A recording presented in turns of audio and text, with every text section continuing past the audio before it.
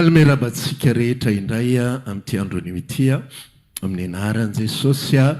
miaraban'izay tonga eto toerana, miaraban'izay manaraka amin'ny alalan'ny tambazotra izao fotoana alady farany amin'ity taona ity izao. Dia misaotra ny tompontsika afaka niaraka namakivaky, afaka nanao izay tokony ho atao rehetrarehetra tao anaty izay taona izay. Andao mba hiteka mafo any tompontsika ho fakasitrahantsika azy sady ity fotoana ity moa ho azy tsy mahafantatra dia androany no atao hoe fotoam-pakasitrahana fanaovana fanatim-pisaorana ho an'Andriamanitra noho ny amin'ny namakivakintsika an'ity taona 2024 ity izay ho tapitra afaka firy 2 andro 3 andro 2 andro dia misaotra ny tompo isika navita an'izay zavatra rehetrarehetra zay ozy lahira teo hoe nandalo ntsika nandalo ny tomany nisy ny orana nisy masoandro mibalika fa ireny rehetra ireny dia maninona ozy izy lahira moa hiderana anazy daholo. Dia zay ihany koa nytohizany rahalahy teo hoe hiderako anao Jesosy, hiderako anao reny rehetra reny. Amen. Dia androany isika dia mbola misaotra ny tompo isika mbola afaka miaraka tahaka izao indray dia afaka indray mbola miaraka manompo indray. Iza mba mahatsiaro reteto izy tamin'ny lahady voalohan'ny taona mba tsangany tanana izay mahatsiaro reteto ianao sa tsy teto? Tsy tadidiko tsony, tsy tadidiko tsony. Misy misalasala hoe teto moa tsika sa tsy teto moa zany. Fa na teto ianao tamin'ny voalohany na tsy teto ianao tamin'ny voalohany dia faly miaraka aminao amin'izao faran'izao. Amen. Iaino afatra ny tompontsika anio araka ny tenin'ny mpanompon'Andriamanitra teo dia anao question réponse tsika. Ezahantsika ny fiarahana mba tsy fiarahana manao monologue izay mpitory rery no miteny fa nareo tsy miteny mihitsy fa mba hifampizarana ilay izy dia fotoana zany androany mba ahafahantsika mba mahafantatra ihany koa inona ny azo inona ny tsy azo inona mila fanavozana inona ny mila fanampim-panazavana inona ny tsy dia azo loatra. Dia manana fotoantsika ahafahana mametraka fanontaniana. Afaka mametraka fanontaniana ianao amin'ny zavatra hitanao amin'ny baiboly, amin'ny zavatra mety tsy azonao afiarahana amin'ny tompo, amin'ny zavatra mety toriteny henonao tany akafatany mampisalasalanao ny fahamarinana sy fahadisoany dia afaka mametraka fanontaniana isika anosy anareo ny fitenenana.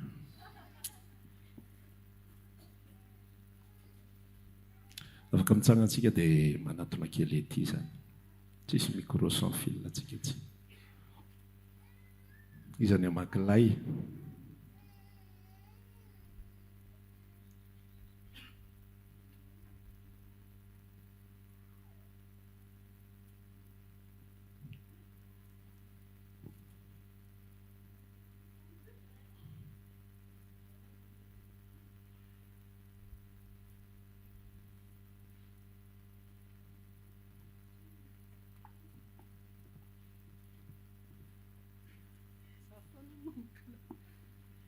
Tanana antsika rehetra indrindra an'ilay mbola tsy narabay dia faly be miaraka aminareo hoe izaho angamba ilay anisany tsy mba manatrika ohatr'izao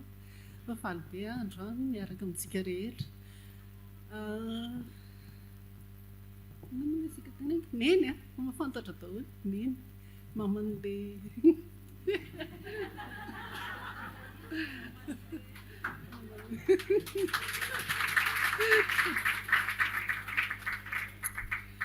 zavatra matery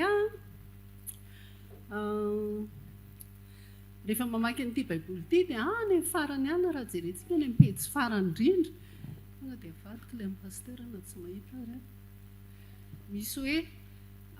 any farany any pejy farany misy hoe ary ny fanahy iza malala ary ny fanahy sy ny ampakarina manao hoe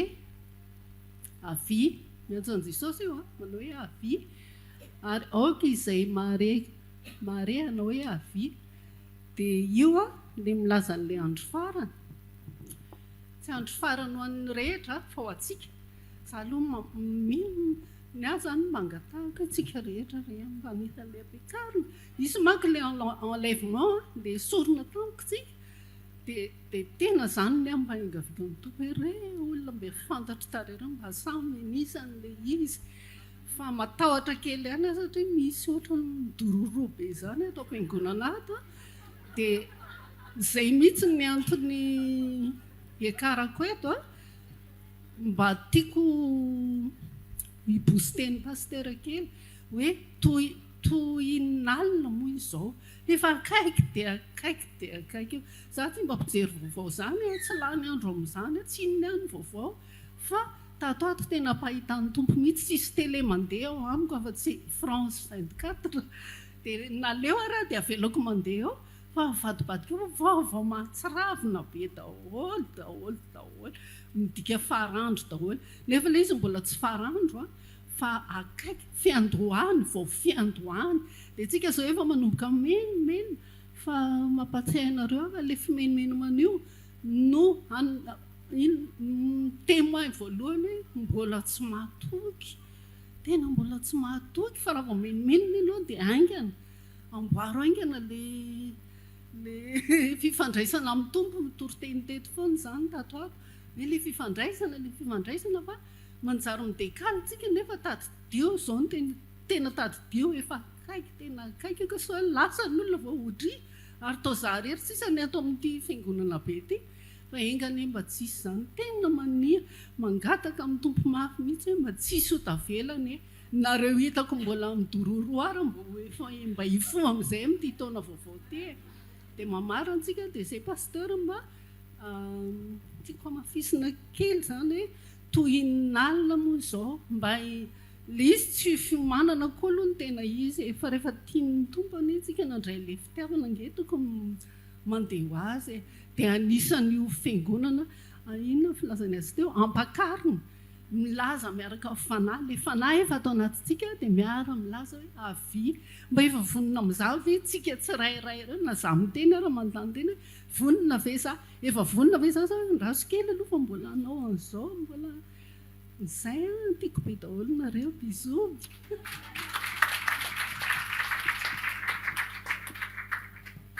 ohatran'ny efa voalaza daholo izy fa izay mihitsy le resaka ao anatin'ilay izy hoe indraindray tsika variana be eto amin'ity zao tontolo zao ity indrindra rehefa metimety izay ny atao rehefa manomboka miroborobo ny asa manomboka tsy dia meritreritra tsony hoe inona no tedavina amin'ny vola inona moa ny resaka sakafo resaka hofatrano efa milamindamina moramora eny dia milamina miaraka amin'izay koa fiainam-panahintsika dia mitady zavatra hafa indray tsika za tena mahatsapa an'izany mihitsy hoe zao fotoana izao anisan'ny tena famantarana ihany koa amin'izany fiavian'ny tompo izany tena hitanareo ao amin'le tantaran'le hoe efa akaiky ny fampakaram-bady dia voaloha zareo manaiky izy hoe hoavy izay fa rehefa tonga ilay fotoana n'ilay fampakaram-bady tokoa dia inona ny zavatra hitantsika ao anatin'ilay izy nahazo fitahiana izy rehetra sa tsy fitahiana daholo ny azon'izy rehetra tao sasany nahazo tany sasany nahazo omby sasany nahazo vady fitahiana daholo izany rehetrarehetra izany dia variana izy dia tsy efa tsy izany tsony ny programe le lamba rehefa tsy fantatra tsony zay nanaova amin'ny mpanjaitra anazy fa ohatry ny ela be koa le ka zay mantsy ny problema ela le fampakaram-bady efa impirina atao le volo efa natao brancine isaky ny mietsika hoe avy ne raikitro ne tsy hita ihany mandraky ny androany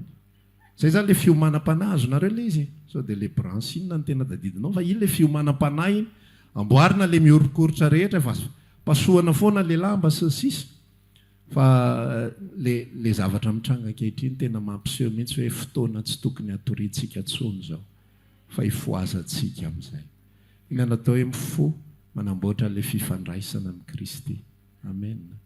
ina natao hoe mifo ozy izy petera hoe mahonona tena amin'ny fivavahana amin'izay efa tomotra ny andro ozy izy dia mahonona tena amin'ny fivavahana amen eny ary fanontaniana manaraka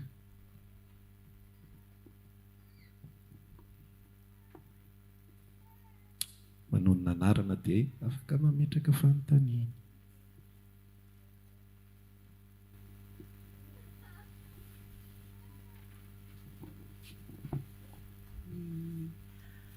raha vavy-davinety izany tiako daholo ny olona izay nataon'Andriamanitra hoe ho atsoina amin'ny anarany naizanaiza izany misy anahy naizanaiza na eto aminareo na teto aminareo dia eo foana ilay mahafinaritra foana rehefa nantsony ny tompo tsika ilay nantsony ny tompo izany io malala io fanontaniana mipetraka amin'izay hoe tohin'alina hoy izy ny fanontaniana teo dia eo amin'izay samy mieritreritra daholo dia izao nefa ny zavatra ao anatintsika satria tsika mbola eto izany dia misy feo roa foana matetika ao ny feo amin'ny fanamasina ao ny feo an'izay anankiray tsy ao anaty fanamasina dia eo amin'izay misalasala amin'izay hoe le an'ilay fanamasina ve le miteny ahintsa le an'le tsy izy dia eo amin'izay hoe mipetraka amin'izay fanontaniana dia ahoana re izany no lalako hoe feo amin'ny fanamasina izy sa tsy feo amin'ny fanamasina zay le fanontaniana voalohany aloha maly zany zay nanao zavatra maly dia teny zany maly hoe ataovy zavatra hoe fa mananana io za zany ataoko maly dia nisy nananana teo dia nonjay maraina tokoa dia io tokony anarava simba le zavatra toy za na maraina efa niteny eny maly dia nefa nareo tsy mieritreritra an'le izy dia eo zany le hoe tsy niaino ny fanahy masina tsy hoe za kory ny fanahy masina fa tsy niaino an'le feo zany fa variana tamin'le feo anankiray kamokamo nanao an'le izy dia teo taraiky teo le izy dia eo no mba tiako tsindriana kely hoe tena fanahy masina hoe zany miteny zany sa ao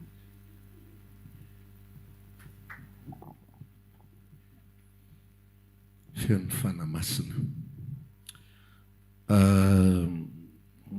ny aonarena ny mboatsika azy ny akabe aza-potoana ny zavatra mila le intere an'Andriamanitra ny mila itsika aloha mialoha zavatra rehetrarehetra tsy hitako izay anomboana azy ny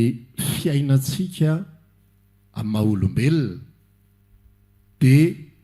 misy an'izay safidy izay foana dia misy fotoantsika manao safidy tsara misy fotoantsika manao safidy ratsy le izy tsy hoe raha faniritsika olombelona dia teanao safidy tsara foana zay hoe ahoana ny ampatonga an'le safidy ety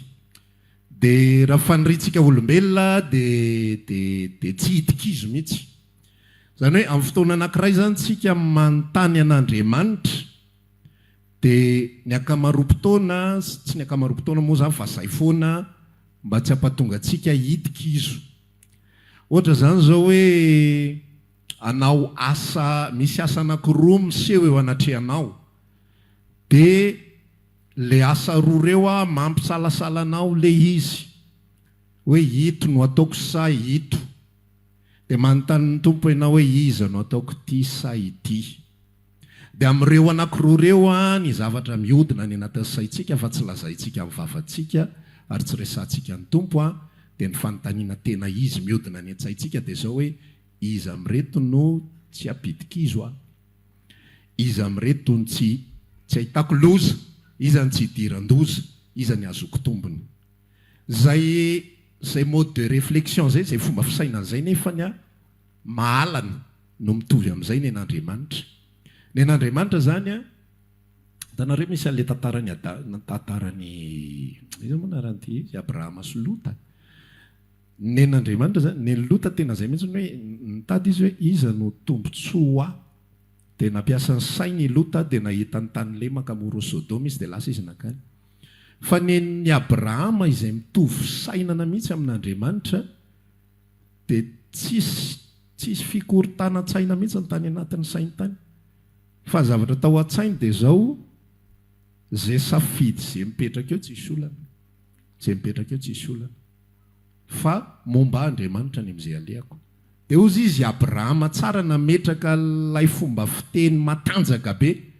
raha ho any atsimo ianao zaho any varatra ary raha ho any atsinanana ianao zaho any andrefana zany hoe tsy olana zay soako eo zay tsy tianao atao na raha mahazo an'ity ianao aloha ty ho tsy olana zany ary raha mahazo an'ity ianao aloha ry ho fa tsisy problema zany ohatran'izay koa ny ny Jakoba ihany koa ohatran'izay mipetraka le ondry dia ozy izy ny resaka tamin'ny Labana mihitsiny aloha le vitsikeliny iana aloha ny fotsy rehetrarehetra anao daholo fa ny mara tsy maninona aloha tsy olan'izany dia ozy izy Labana indray no ny roborobo no nitany fa nebetsaka le mara alao ndray le mara no anao fa alao le fotsy no anao ozy Jakoba okey tsolana alefaso anao ndray zany le fotsy satria fatany le momba azy fatany le miaraka aminy le tontolo mpiainana zany le fiainana maha olombelona amin'ny maha olombelona ny resako tsy atahorana zay mety erreur ataontsika indraindray mety misy fotoana ianao manao erreur misy fotoana ianao mividy zavatra dia tratran'le fomba fiteny mividy taolana dia mety misy fisaintsainana ny anaty hoe tsy nanontany tompo avy ohatran'izao ve fa misy tenin'Andriamanitra eny mety misy erreur ataontsika zay ny teneniko fa za zany te hiresaka ohatran'izao hoe ao anatin'ny aza atao mavesatra be amintsika izany zavatra izany aza atao reny mavesatra be fa ao anatin'ny fahombiazanao Andriamanitra afaka miasa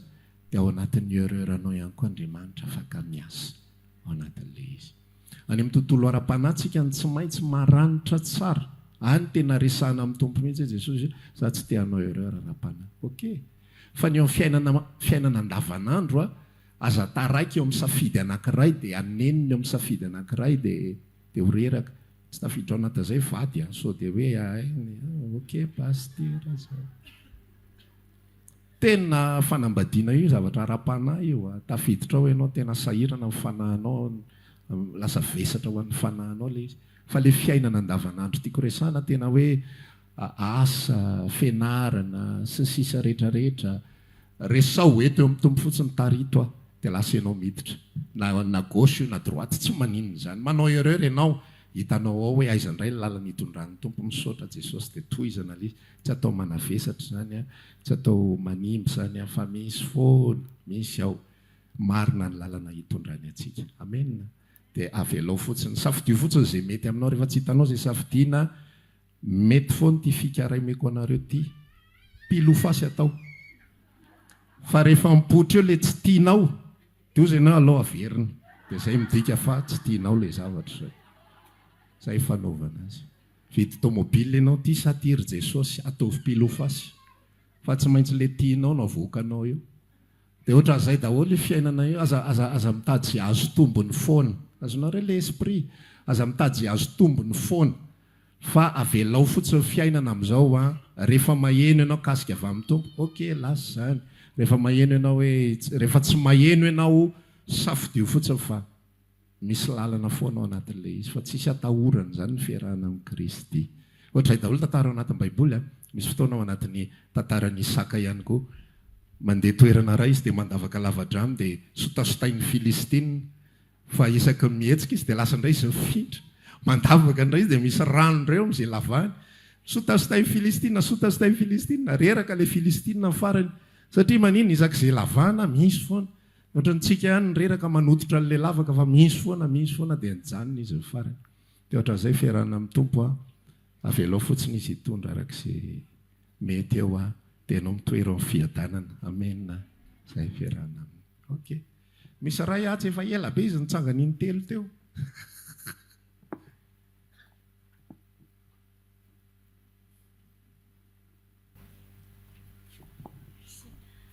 felana ny anarako ny fantaniako pastor ny fantaniako tena ohatrany hoe mianatra kely ampianaran'ny pasteur mihitsiny tsy haiko eo anaty baiboly le izy ve sa obolana fa mino eo anaty baiboly misy hoe aza manorina tsangam-bato amin'ny tany nahalavona fa mitady amin'ny internet tsy hitako ao anaty baiboly mihitsiny le izy dia tiako fantarina hoe inona satria na eno henoko hoe Jehovah Andriamanitra ny teny an'izay dia inona le contexte ny tenenan Jehovah Andriamanitra an'izay inona no mahatonga na mametraka an'ilay fanontaniana dia satria ohatra zao ka amin'ny famiako za hoe mamanay zokinay maty dadanay dia ny tranony zareo fenon'ny sariny dadanay dia rehefa misy zavatra kely dia any ny dada dia zany nefa ny teneniko an'zareo foana dia hoe araka ny baiboly adino ihany za fa manjary afaka ny androso mihitsy ny ianao fa aza manorina tsangam-bato amin'ny zavatra nahalavonanao dia tsy haiko hoe l'explication-ko ve mifandraika amin'ilay contexte nahatonga ny Jehovah ny teny an'izay an'ilay olona raha araka ny baiboly tokoa le izy aiza le rahalahy misy azavy ao aiza avy ny école de ministère rehetrarehetra aiza misy azany rahalahy tsy mbola nahita ahoana ny atsy za loatra mbola tsy natsiaro an'izany ohatra ny efa intelo ny efatra namaky testamenta taloha ohatra ny tsy tadidiko zany ndraindray koa mantsy ny olona mamoriporina zavatra tsy ianao no mamoriporina fa le olona mamoriporina hoe zao dia raisinao tokoa le izy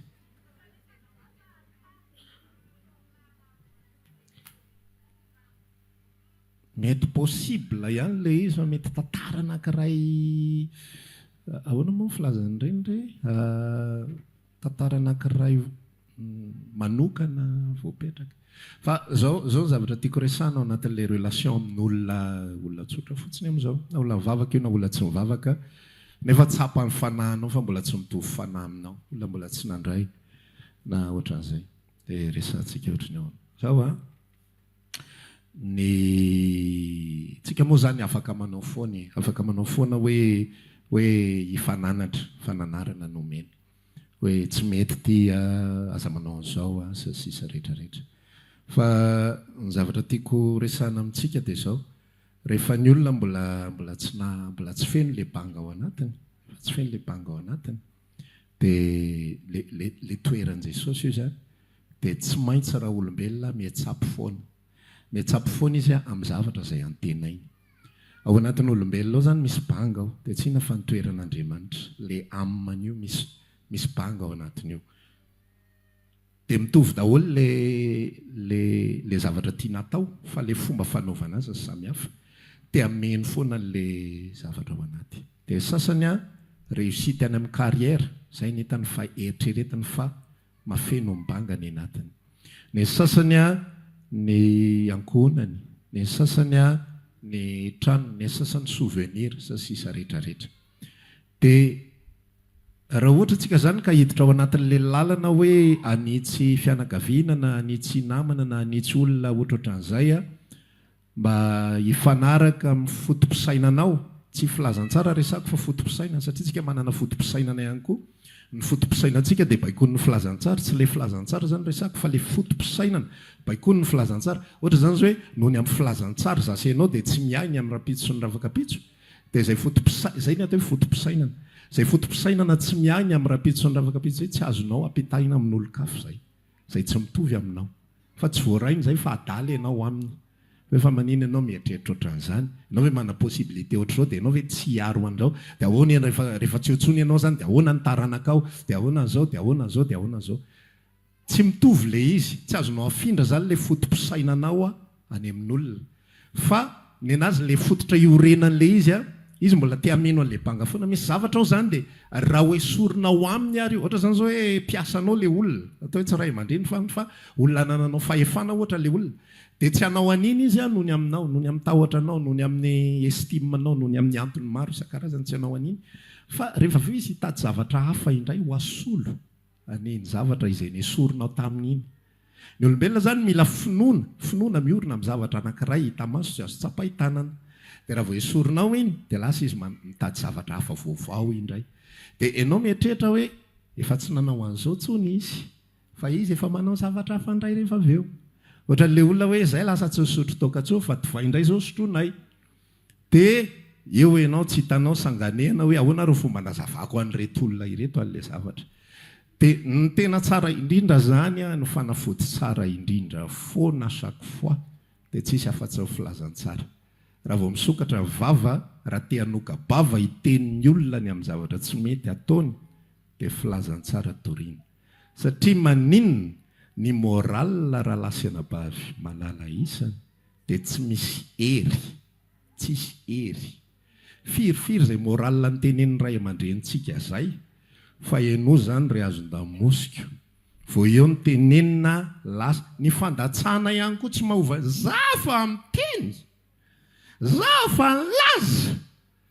fa minoa ianao fa tsy manisa ray volana ianao dia ho averiny indray ny zavatra iny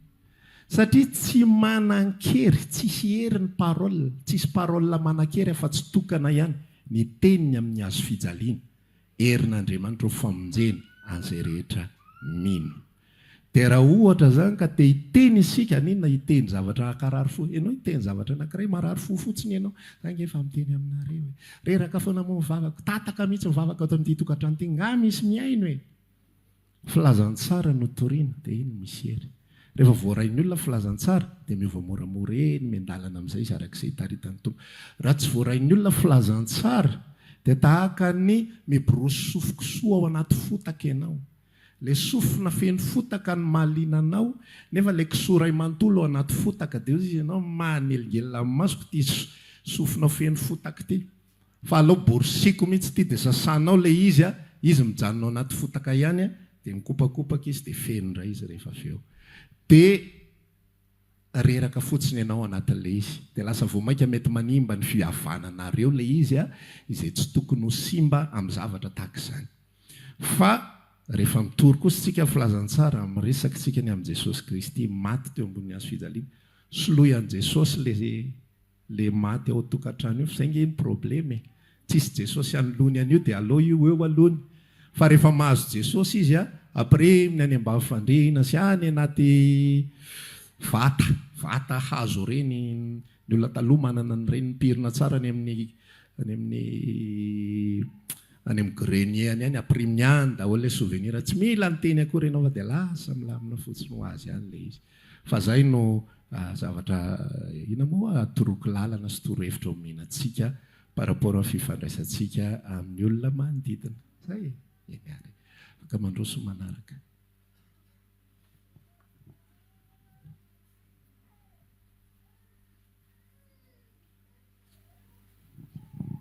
salamtsika rehetra rado ny anarako pastera dia le izy misy valim-panontaniana voaraiko betapeta fanontaniana aperaka ny olona fa fanontaniana anankiray fotsiny tiako aperaka pasteur zako ohatrany hoe misy fampahirezana kely zany ohatrany nataony roneny sy ny manodidina teo zay tao am-pianarana koa taloha teo amin'ny voalohany ka hatramin'ny fadimy foana tao am-pianarana raha mitsongolika amin'ny bulletin izany hoe kisitra mety hoe mezanareo ilay izy fa za tsy nandry na vendrana tsy zay fa za ediko hevitra daholo ny zavatra rehetrarehetra izay ampianarin'ny mpampianatra anahy manina ny H2O H2 dia O2 nefa O2 ray ihany fa inona ny antony ediko hevitra daholo ary eto zany mety misy olona ho taraiky eto ambony tany no ny ady hevitra hoe aona mialavomana mety ho taraiky fa za rehefa tonga tato amin'ny SFM tsisy ny ediko hevitra zany fa tonga dia nikeko tsy hoe za lasa voalohany zao fa zay zany zavatra hitako hoe handikapoko tamin'izany ary nitarika zava-dozala izy fa tena tsy afaka BBC ako tamin'izany fa manana ankoatra ny BBC fa tamin'izay latsain'ny olona hoe anao polisy CP-ko fa ty le fanontaniako pasteur tsy ady hevitra ny anahy fa manaiky mihitsy ako fa ohatrany tsy tadidiko tapoka le izy ohatrany teny ianao hoe aokotsika tsy ho kristiana pakatoa ohatrohatr'izay ohatrany hoe makatoa ohatrohatra niny fotsiny zany zay mba tiako averanao resaka le hoe ohatra nisy toriteninao zay zany hoe makatoa ohatrany hoe tena ohatrohatr'izay le tena andrasindray jerevako le ohatra vocabulaire le izy manko tamin'izay ohatrohatr'izay fotsiny le izy pasteur fa mba azonao verina kely hoe miala tsiny aza miala eo anao aloha le resaka hoe mila makatoa ve ianao zay le resaka sa hoe tsy tokony akatoa ianao ka le fanontanianao ny anontaniana fa tsy le tadidiko hoe tokony tsy akatoa zay ok azo mipetraka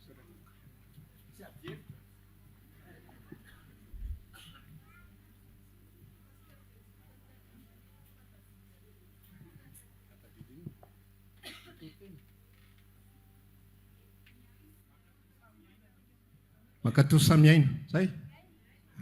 dia iny tsy azonao tadidiko ny afatra iny ka le afatra ohatran'izao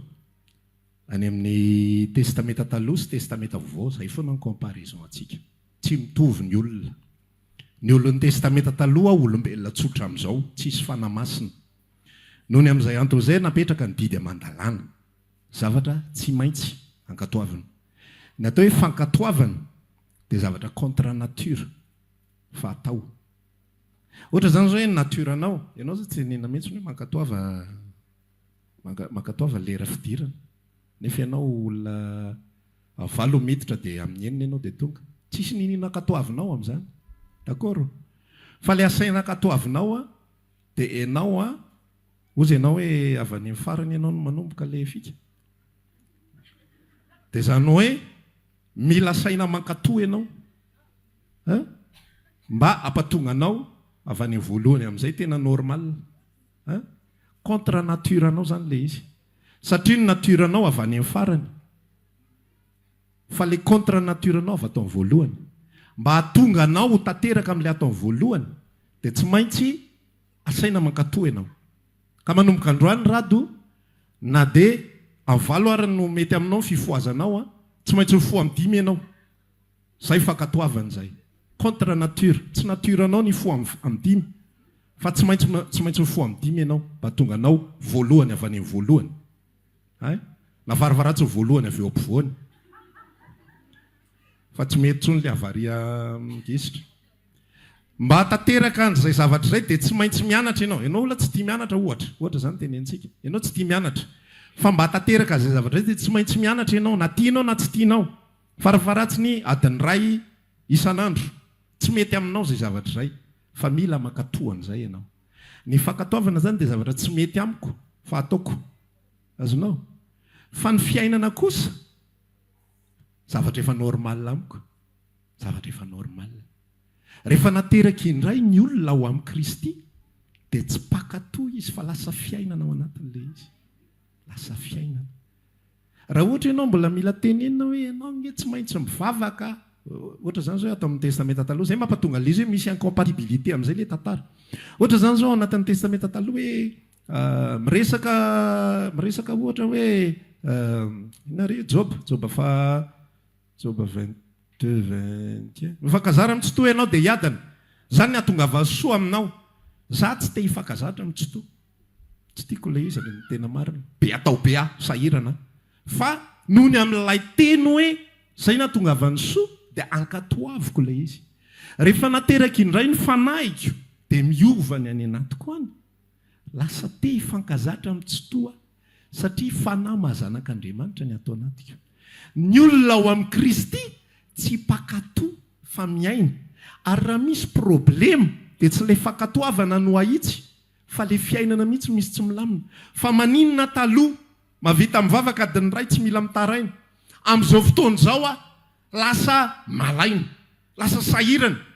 tsy lay raha fankatoavana no enjehana dia enjehako fotsiny le vavaka adiny ray d'accord le vavaka adiny ray fotsiny hoe mila miverina mivavaka adiny ray fa rehefa le fiainako ny voaova dia lasa le any anatiko indray maniry hivavaka adiny ray fiainana ny anaran'izay fa tsy fankatoavana azo ve le izy na dia sarosarotra kely ary dia ohatran'izay mihitsy le izy taloha le olona ozy izy ny filazany sotra masina milaza hoe ny lalàna dia natao ho an'ny tsy pakatoa lalàna eritrereto tsara aloha ny lalàna dia natao ho an'ny tsy pakatoa lalàna baiboly no milaza an'izany ny Israely no nanomezana azy ny lalàna ny aza mamon'olona dia satria zareo maninona mamon'olona izy rehefa tsisy ny lalàna aza mijangajanga satria maninona jangajanga izy rehefa tsisy ny lalàna manajany andro sabata satria maninona rehefa tsisy manajany andro sabata miasa foana izy menakavy latsinainy patonga lahady patonga latsinainy tsisy akijanona mihitsy dia ozy Andriamanitra tsy maintsy mena lalàna ankatoavina ireto mba patonga an'ireto hiaina finaritra patonga an'ireto hanana fiainana lava tsara dia mahavokatra tsara dia mameno ny tany sy sisa rehetrarehetra fa ny olona ao amin'ny Kristy raha mbola mila tenenina hoe aza mijangajanga aza mangalatra manaovan'izao tsy tongava mivavaka tandremoso zao le fototra ny olany tsy ireo no mila ankatoavina fa le fototra mihitsy ny olana zay mahatonga antsika isaky mandeha dia miverina foana ao fahateram-baovao satria rehefa ateraka indray ny olona dia lasa miaina izy ny fanambaran'Andriamanitra fa tsy mankatohy intsony baiko didy sy lalàna satria izy zanaka fa tsy mpanompo. Ok, rehefa tonga saina ny zanaka sasany ho azy ny tobila ao tokotany satria fatafahana azy io fa mipiasa tsy hanasan'io zany mihitsy. Raha fa matoa izy manasan'io na izy mila 18 na izy mila 40 zay ihany fa tsisy mihitsy ny hoe atsiky ty rehefa lasa raha baino tsisy anao an'izany, tsisy piasanao an'izany mihitsy. Fa matoa izy manao an'io dia misy tambiny andrasany fa ny zanaka rehefa tonga saina tonga dia sasano azy io, karakaraino azy zay tokony ho karakaraino. Izy indray mampatsiahy ny rainy hoe ary le tanyntsika any anany na dadagna ka misy mitady anao an'izao hoe zay le fiainana. Tsisy lalàna intsony ny baiko azy, tsisy fankatoavana ininona intsony tao anatin'le izy. Dia zay iny fifampizarany azo. Ok, mbola misy fiesa-tapitra mandroso rahalahy.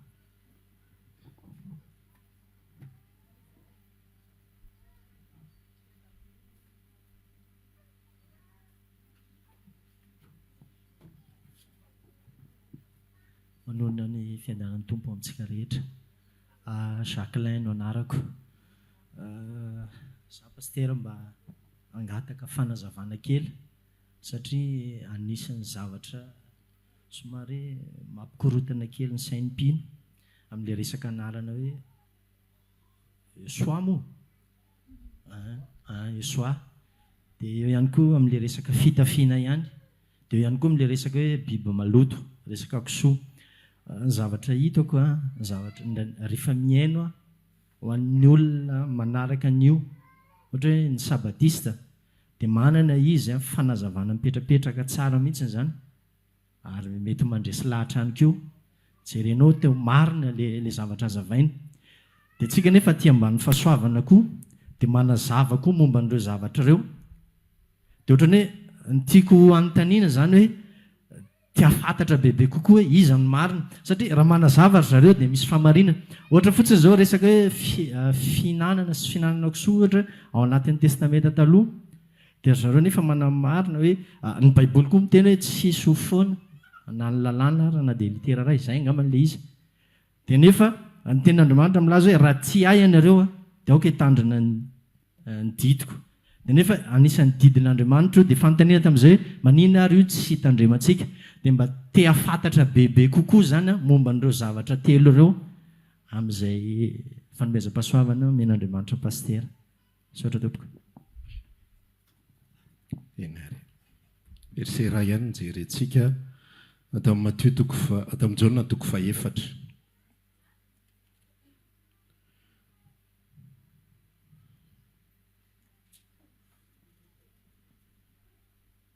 Jaona 4 andininy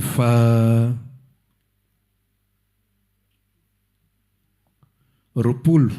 ka hatramin'ny 7. Jaona 4 andininy roapolo ka hatramin'ny 7. Toy izao mivaky ny teny aminaran'i Jesosy. Ny razantsika nivavaka teto amin'ity tendrombohitra Sinay ity, fa nareo kosa milaza fa any Jerosalema no tokony hivavahana. Hoy Jesosy taminy, raha vehivavy mino aho fa ho avy ny andro ka tsy amin'ity tendrombohitra ity na any Jerosalema aza no hivavahanareo amin'ray.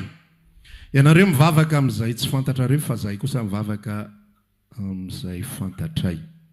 Satria avy amin'ny Jiosy ny famonjena, fa avy ny andro sady efa tonga ankehitriny. Raha ny tena mpivavaka dia hivavaka amin'izay. Aloha veriko tsara, avy ny andro sady efa tonga ankehitriny. Présent zany ny temps omeny, le teo aloha temps passé, tany amin'ny lasa. Fa eto ny présent amin'izay. Raha ny tena mpivavaka amin'izay, hivavaka amin'ny ray, dia le fomba fivavahany amin'ny ray fanahy sy fahamarinana amin'izay. Fa ny ray dia mitady ny mpivavaka aminy ho tahaka izany, izany hoe hivavaka aminy amin'ny fanahy sy ny fahamarinana, en esprit et en vérité. Dia zao fandeha le izy. Raha isinga verset tsika 2, 3, 4, 5, 6, 7 dia azo amarinina daholy, azo ataony aty hevitra hoe ty dia zao ndreo izy ty dia aka zao ny hevitra ty dia zao ny dikan'io ka tsy izay ny tena izy fa zao. Fa rehefa mijery zavatra tahaka izay dia globalité ny jereny, zany hoe le ensemble tonga dia ray manontolo 210 pejy hoe ohatry ny ahoana ny fandehan'io tantara io, ohatry ny ahoana ny fandehan'ity fivavahana ity, miainga hatramin'ny voalohany le izy. Dia ozy ateo hoe ny tena problema ny fivavahana rehetra kristianisme misy eto zao tontolo zao dia izay resaka confusion zay, fifangaroaroan'ny testamenta taloha sy ny testamenta vaovao, afangaron'ny olona foana reo zavatra anankiroa ireo. Raha miresaka izy ohatra zavatra anankiray dia tsy maintsy misy zavatra mitambatra, ohatra zany zao hoe mampiasa verset anankiray hoe misafidianana ny fiainana mba ho velona ianareo. Dia izay zavatra izay nambara tany amin'ny bokin'ny Josoa, tsy valida intsony zay aty amin'ny testamenta vaovao zay zavatra zay. Rehefa sain'ny olona zany hoe tory filazantsara izy ohatra dia misafidiana ianao ny fiainana mba ho velona. Dia nefa le fisafidianana ny fiainana mba ho velona ambaran'ny Josoa dia misafidiana hankatoa ny didy sy ny lalàna. Zay le hoe misafidy ny fiainana. Ohatra zany koa miresaka hoe atao poky ny reketako ny didinao mba tsy hanotako aminao. Resaka didy amandalàna daholo ny resan'ireo, fa tsy resaka tenin'i Jesosy, tsy resaka teny manokana ao anatin'ilay izy, fa atambatry ny olona le izy. Atambany manazavazavatra ray izy dia ingainy resaka hafa ato dia atambany le izy, mixena zany. Ny olona nge tsy mety aminy raha ohatra tonga dia hoe le talora nga iainana manaovinareo ohatra ny jiosy, manaova rebareba, ajao sabata ohatra ny sabata ny jiosy, aza hohanina daholo izay tsy hohanin'ny jiosy, tsy mety amin'ny olona zany. Raha saina miaina indray izy ny testamenta vaovao, io tsy ampy fitahina io, tsy le tahina ianao raha voaka, tahina ianao raha menitra, ohatra ny fampanantenana hafahafa be ny Jesosy ohatra, tsy mety amin'ny olona zany fa confusion foana ny azy mety aminy. Atambatra izy roa, atambatra samy mahazo an'ity, samy mahazo androa, mila katoavina daholy, fa ozy ako te le ensemble ny mila jereny. Dia hovalitsika tsirairay amin'izay le fanontanianao. Ny fanontanianao voalohany resaka Yesoa. Yesoa na Yahosoa na tsy fantatro sisa rehetrarehetra zay mety ho anarana resantsika, resan'ny olona amintsika, aiza ho aiza zany. Dia le verset ray teo daholo no hanazavako an'izy rehetrarehetra. Ozy izy Jesosy miresaka hoe le Jaona 4 teo. Nirazanareo izy mivavaka eto amin'ny Sinay. Dia nirazanay ozy izy la vehivavy Samaritany eto Sinay mivavaka. Fa ianareo jiosy kosa milaza fa any Jerosalema no mivavaka. Eo amin'izay Jesosy miresaka, zay ozy izy nirazana, zay le fomba fanao taloha, fa zao amin'izay lazaiko anao manomboka izao kosa ny fivavahana rehetra. Tsy resaka concept ohatran'izay daholo. Ao anatin'ny Baiboly misy fomba fanompo-pivavahana tena voarakitra, mazava tsara. Zany ampafolo-karena zany zao, tsy azo atao fotsiny ampafolony, fa misy fomba fanaovana an'izany. Rehefa manao diloilo ahosotra, dia tsy hoe vidy menaka ao amin'ny Shoprite dia vita, fa tsy izay fanaovana anazy, na Shopu na tsy fantatro, tsy izay fanaovana azy, fa misy taharo be dia be. Alaina mihitsy le olive, dia potehana, dia fiazana, dia avoaka menaka, dia asiana menaka manitra hafa, ingrédient hafa mampamanimpofona anazy, dia atao ao anatin'ny tandrokomby, dia iny ny araraka, dia tononina amin'izay ny misy zavatra tononindry zareo ao anatin'le izy amin'ny teny Hebreo. Zany hoe izay le zavatra izay nipetraka, ny principe ny testamenta taloha zany dia tena zavatra mipetrapetraka marina tsara, ohatran'izay mihitsy.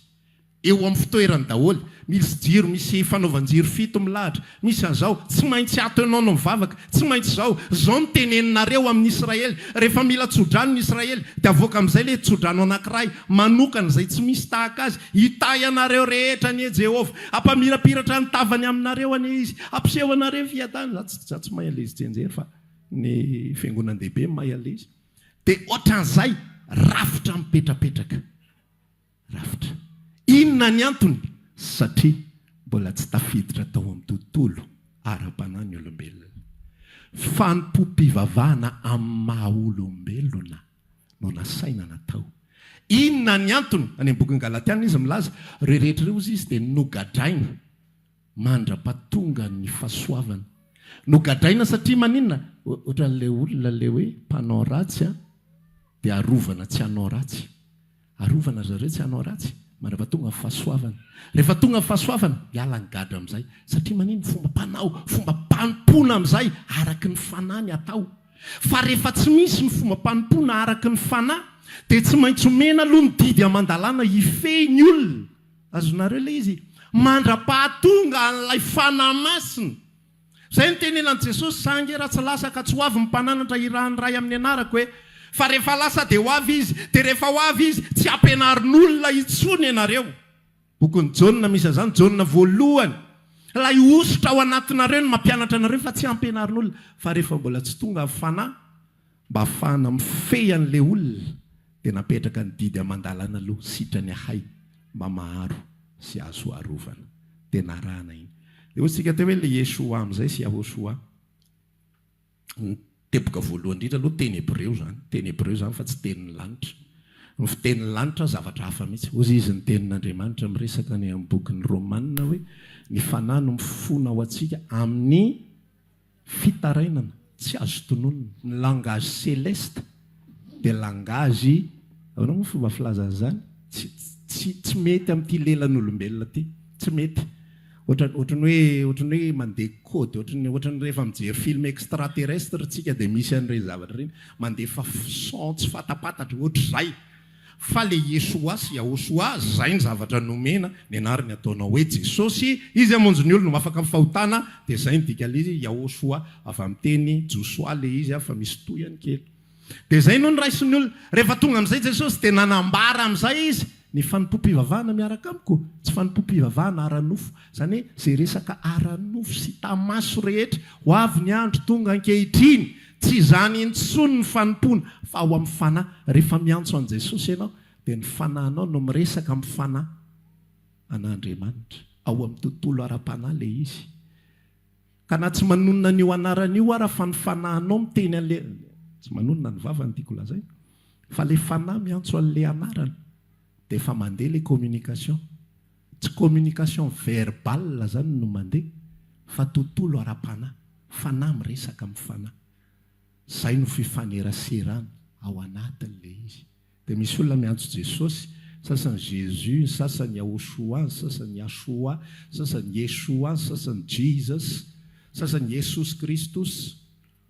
Fa mipasy daholo. Pasy daholo satria maninona? Ny verbal samihafa fa le fanahy mitady an'ilay mitovy. Dia iny fanahy mitady an'ilay mitovy mifankahita ao amin'ny tontolo ara-panahy iny, izay no mampipasy an'ilay izy. Ok. Fa tsy mandeha amin'izay loany raha izay antso Yahshua sy Yeshua. Iny ary mbola divan-dralao izy ny tena izy ko. Dia eritrereto hoe zay ihany no hiditra ny lanitra dia olona firy zany no hiditra ny lanitra ao anatin'ilay izy. Zara raha misy. Dia tsy izay ilay izy. Teboka faharoa mitovy amin'ilay izy ihany resaka kisoa sy ina moa? Ina ilay fahatelo, fitafiana. Mitovy amin'izay ihany ilay izy. Efa tontolo ara-panahy, tany amin'ny tontolo ara-nofo.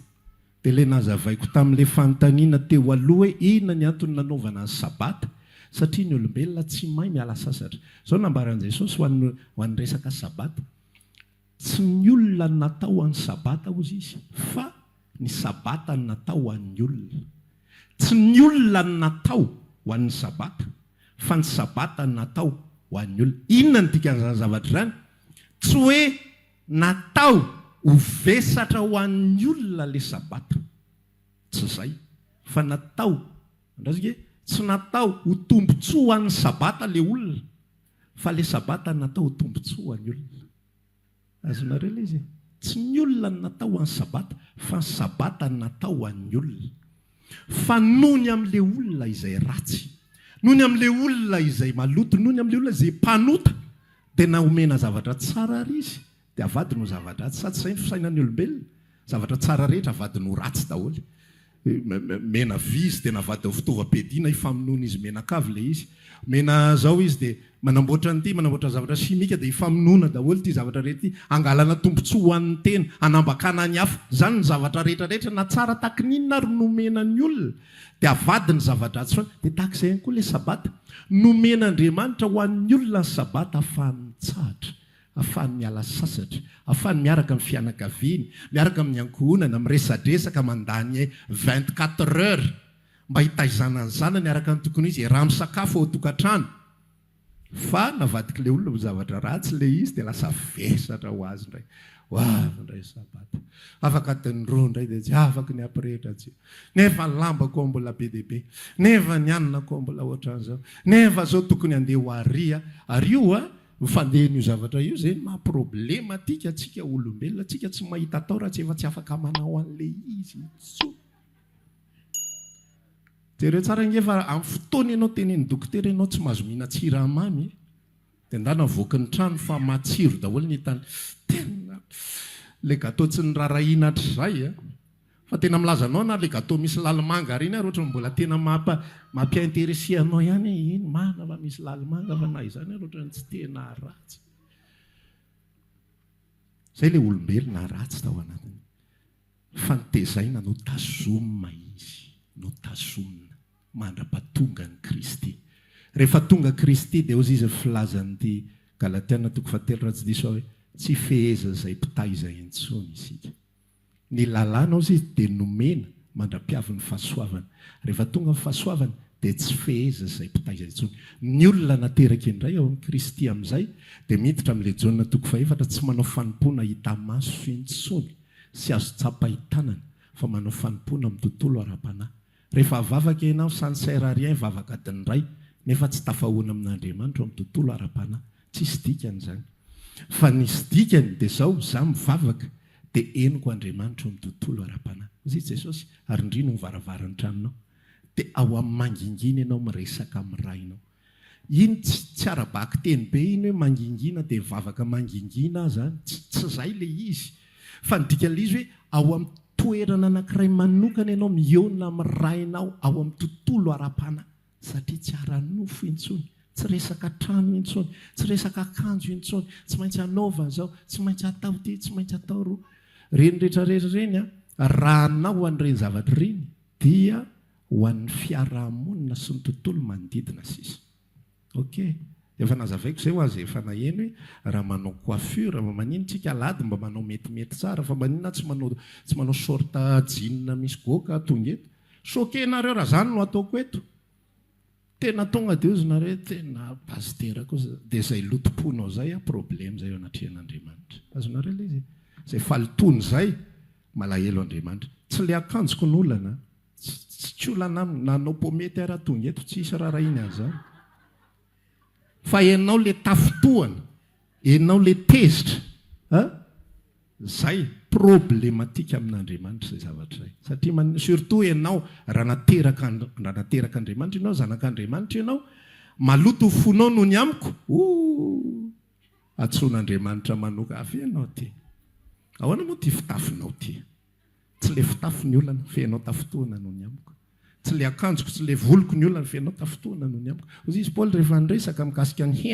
ny hena nge tsy hitsinona ozy izy zay miditra mivava mivoaka fivoana fa manahoana raha zavatra hoaniko ny manafotohana ny rahalako raha manafotohana ny rahalako ozy izy zavatra hoaniko za tsy hinan-kena tsony mandrakizay tsy olana amiko amin'ny tsy mihinan-kena tsony mandrakizay fa za tsy mahazo manafotohana an'ireo madinika mino an'i Kristy ireo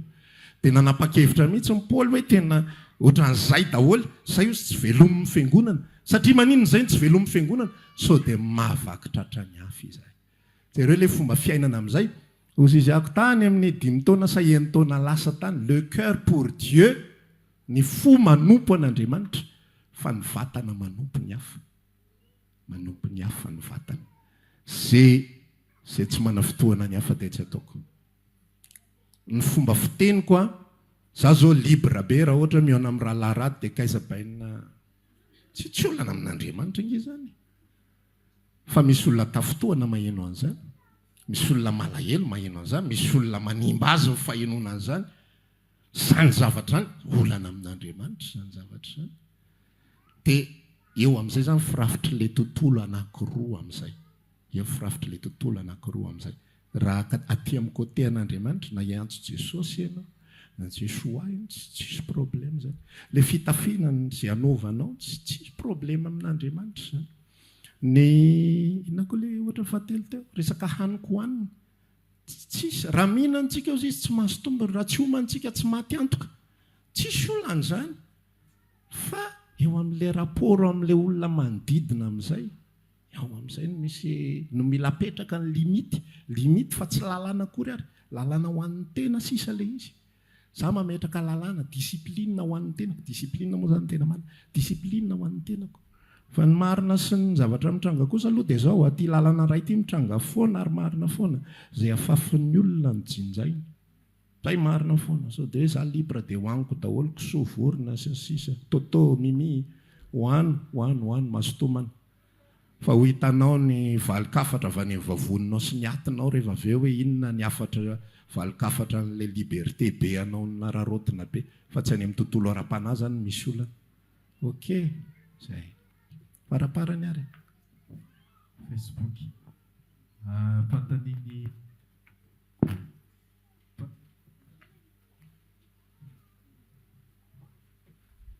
fantaniny ranabavy Niny Bezozoa hoe azafady inona moa ilay hetsika ara-paminaniana nanontanian'olona izy ity fa tsy haiko navaliko azy. Zay ny anankiray hetsika ara-paminaniana hono hoe inona hono zany fa nanontaniany olona azy izy dia tsy fantany a. Dia faharoa mbola anazy ihany ao amin'ny lioka toko fa 7 andininy voalohany ka hatramin'ny fafito andininy voalohany dia fafito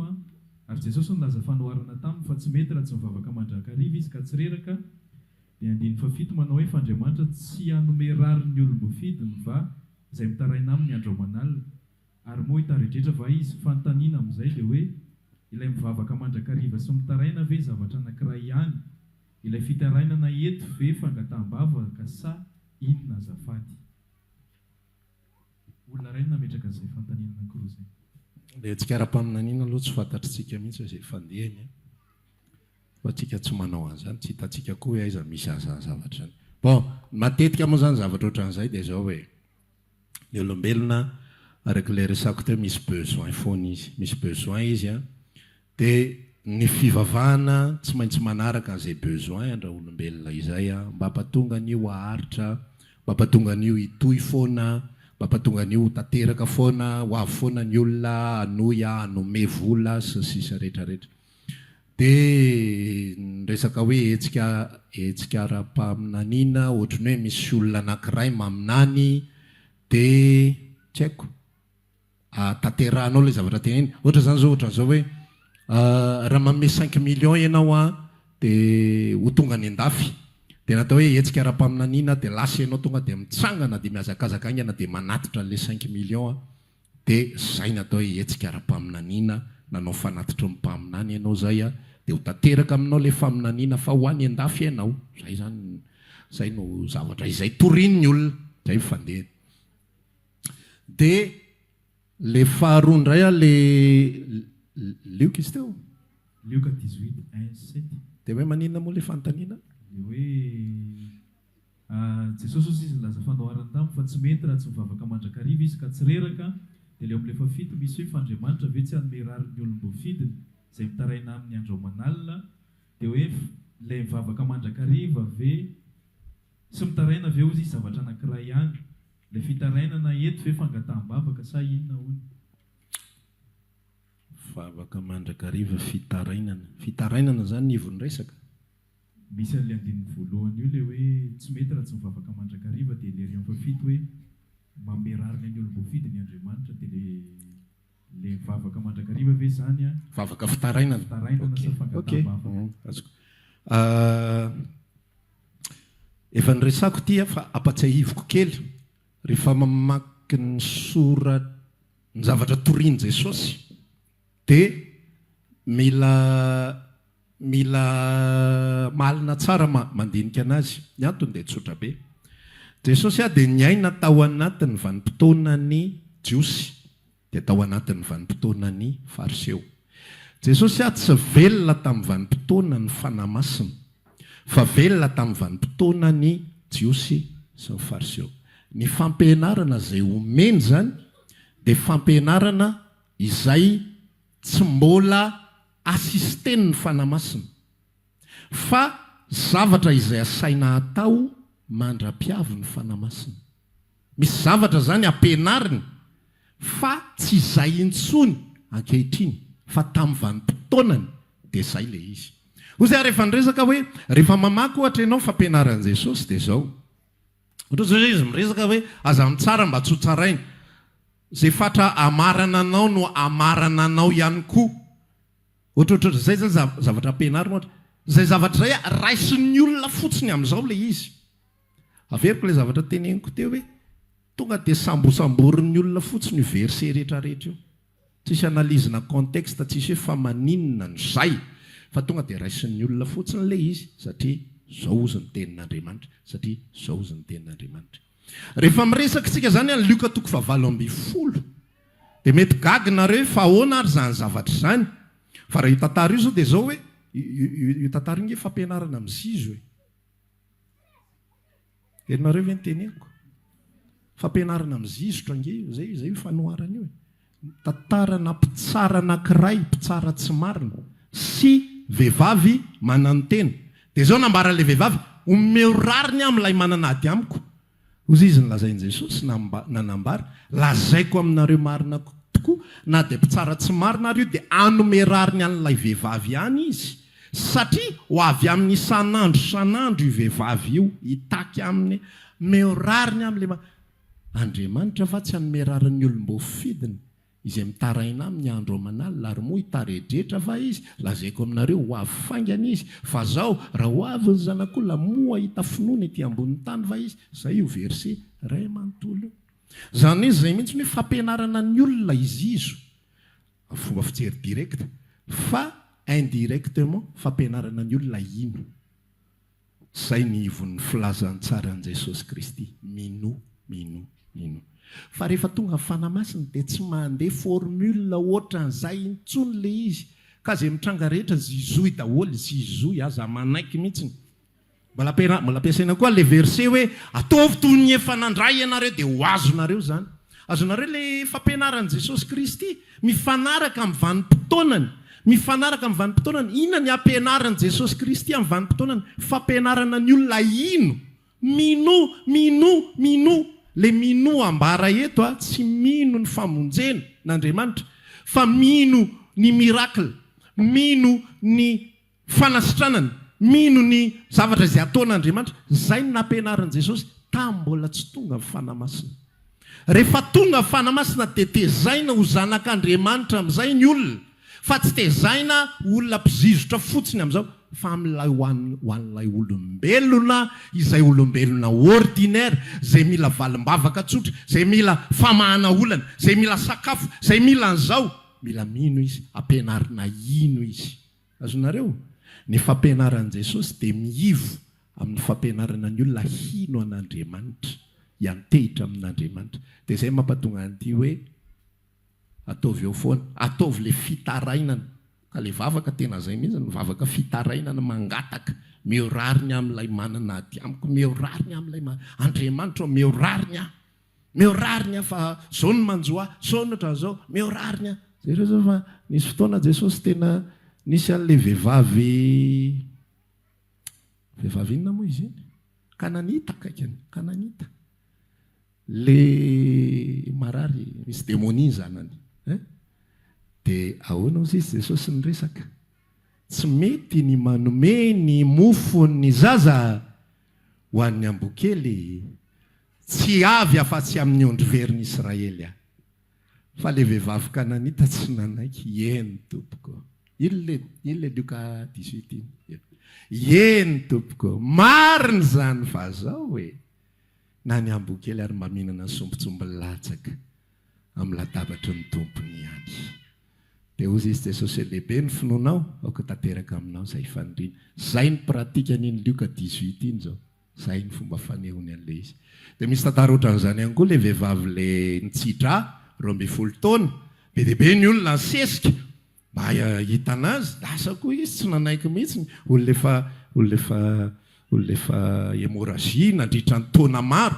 very ny rafy, kely ny hery, lany ny fananana rehetra, fa niasisty izy. Sambotra morotongotra akanjon'i Jesosy dia nahazo fanasitranana izy. Zay ny pratika ny Luka 18 iny.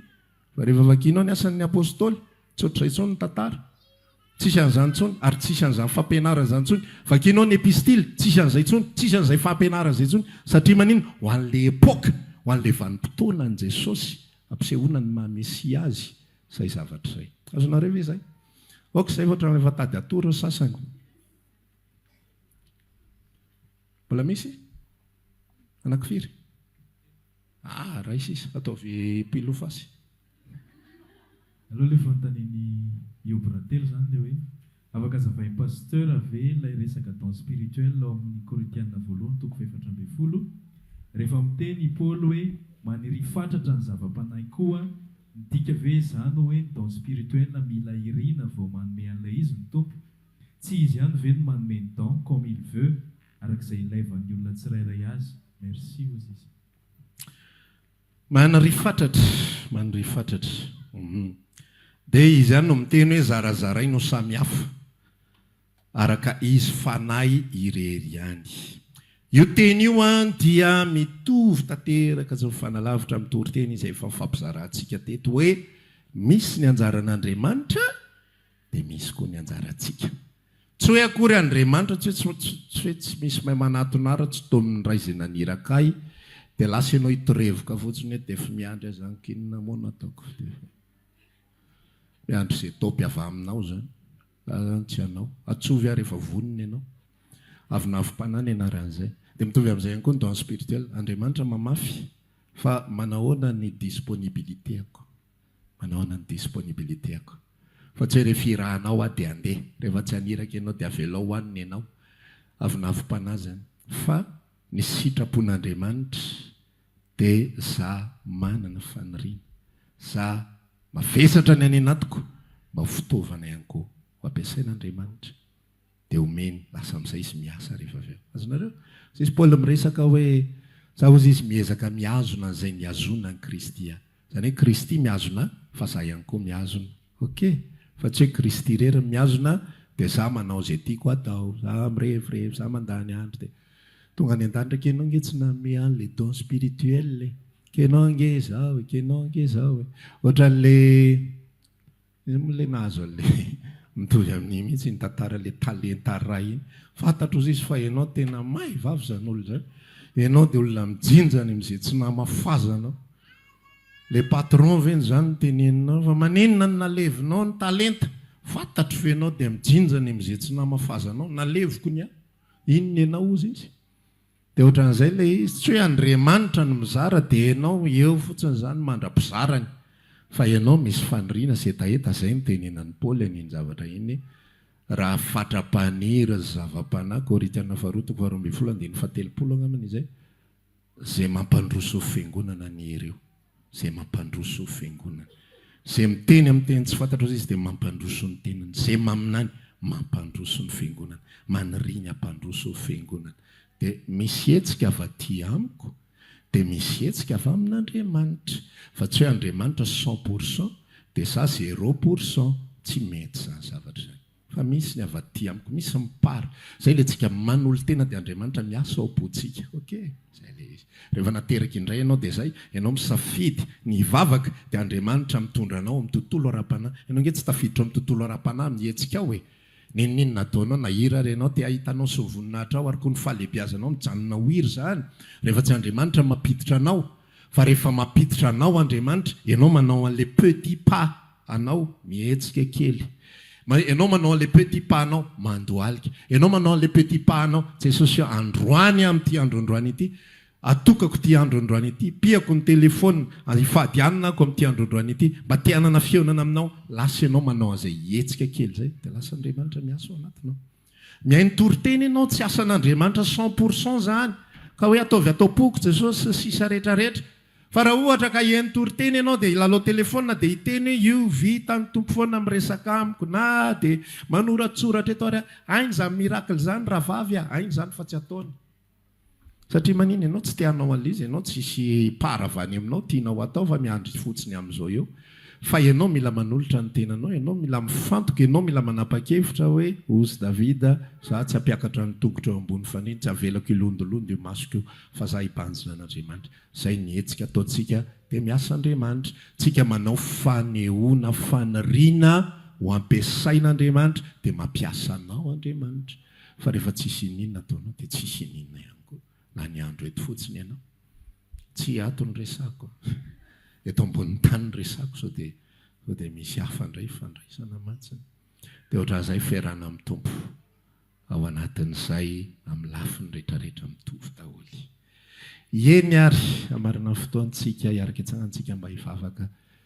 manazo anjara ve no atao aloha dia eritrereto kely ao amin'ny tompo ilay zavatra mba azonao atao dia mba ampiresahan'ny tompo n'ity androan'io ity arak'izay taridalana sy toromarika no miny anao indray tamin'ity andro androan'ity. Raha maniry ary hivavaka aminay ianao dia tongava ary isaky ny alahady amin'ny 7 ora sasany, ny talata amin'ny 12 ora sasany, ny alarobia amin'ny 12 ora, eny Antsahamanitra 100 metatra ambany fijerena fety, trano Gribege amin'ny ankavian-dalana. Tongava soto.